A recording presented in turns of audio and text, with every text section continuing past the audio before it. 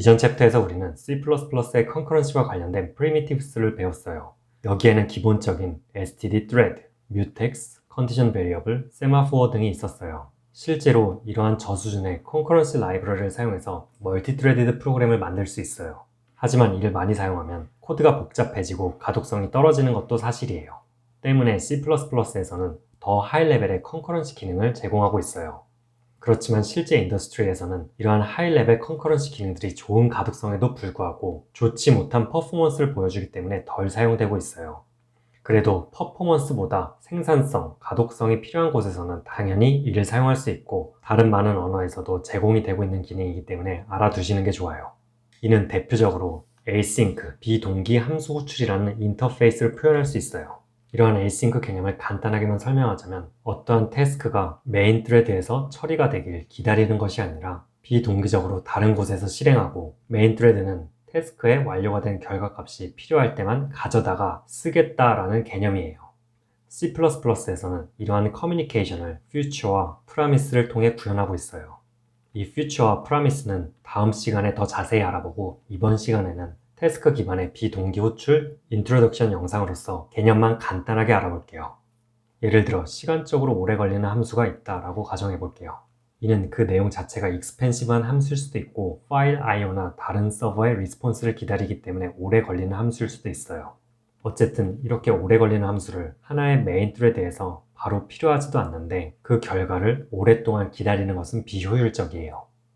이를 메인 트레드가 아닌 다른 트레드에서 진행하게 하고 메인 트레드는 자기의 할 일을 한 뒤 다른 트레드가 계산한 fn의 결과값을 가져다가 쓰기만 하면 더 효율적인 프로그램이 되는 거죠.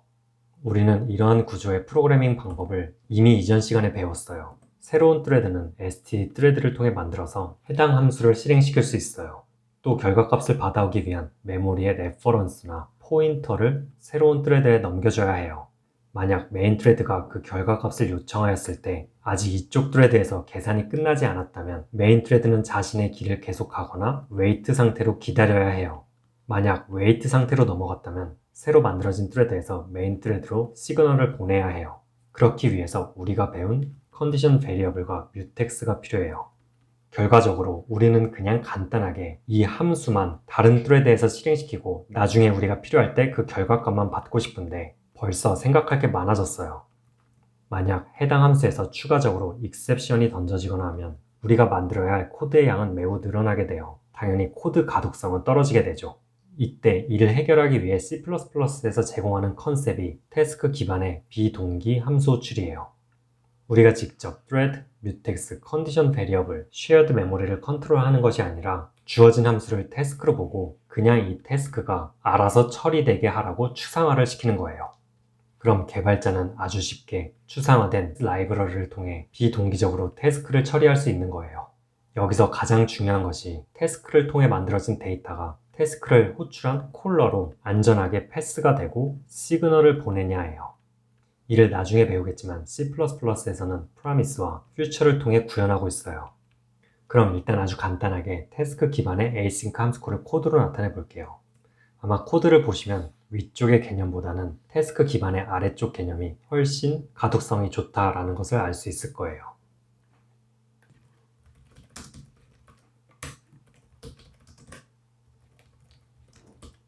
비동기적으로 실행할 함수 fn은 async function이라고 출력을 해주고 42를 리턴해요. 이어서 메인 함수에서는 함수 fn을 태스크로 보고 이를 비동기적으로 실행할 거예요. 그를 위해서 std async라는 함수를 사용해요. 이를 실행할 때 런치 폴리시를 넘겨줘야 하는데 여기서는 비동기적으로 실행할 거다 라는 뜻의 async 폴리시를 넘겨줘요. 해당 함수의 리턴 값은 std future에 보관돼요. 현재는 fn의 리턴 값이 인티저이기 때문에 future의 타입을 인티저로 놓고 async로 실행시킨 fn의 결과값을 이곳에 보관할게요. 이를 future의 get 함수를 통해 int로 받는 거죠. 만약 이때 future 안에 결과값이 준비가 되지 않았다면 메인 트레드는 get 함수에서 wait 상태가 되었다가 future에 결과값이 들어오면 넘버를 받고 자신의 일을 계속 진행해요. 이를 빌드해서 실행을 시키면 함수 fn이 비동기적으로 호출이 되었고 리턴값 41을 future의 get 함수를 통해 출력을 한 것을 확인할 수 있어요.